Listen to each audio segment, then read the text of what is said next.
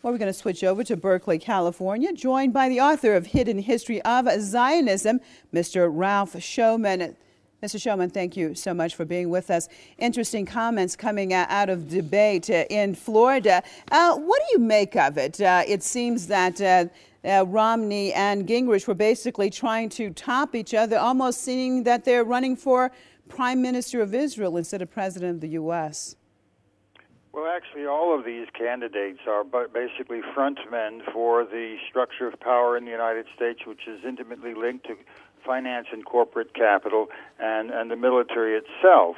The principal advisors of both Newt Gingrich and Mitt Romney have close ties with the military-industrial complex. In fact, the national security advisors have something like $7.3 billion in contracts with companies that benefit from the militarization of the Middle East and from the military aid to Israel and to the general imperial onslaught on peoples of the region.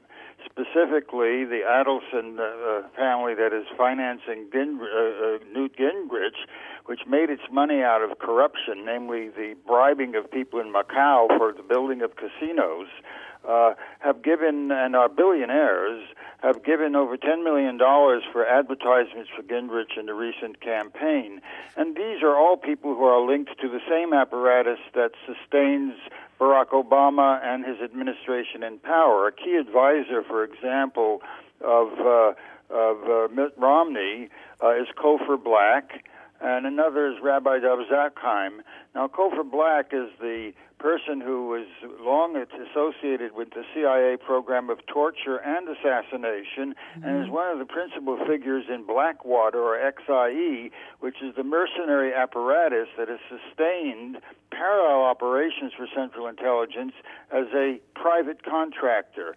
And indeed, there are as many troops in Afghanistan that are mercenary troops run by the likes of Blackwater, directed by such as Cofer Black, as there are formal troops of the U.S. government itself. So, Mr. Schoenman, if you were to talk to the average... no less than the Democratic candidates... Mr. Schoenman, if you can hear me, let me jump in here.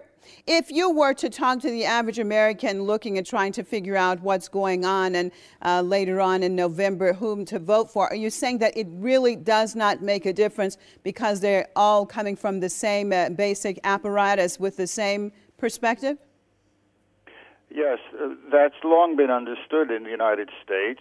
The two parties are what we call the one big property party with two names. It's financed by the same apparatus, and they're all intimately linked to the Pentagon and to the corporations that benefit from military contracts and from imperial control over resources of the peoples of the world.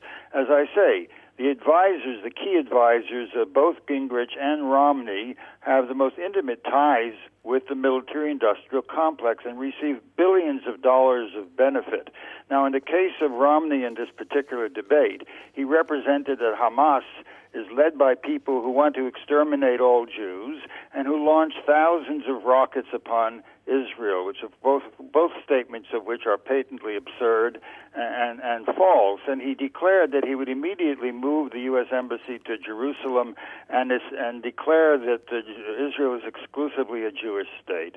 So they are falling over each other and competing to sustain the legitimacy of the Zionist state in its most aggressive posture and to demean and really almost in racist terms to denigrate the Palestinian people. Okay, Mr. Ralph Schoenman.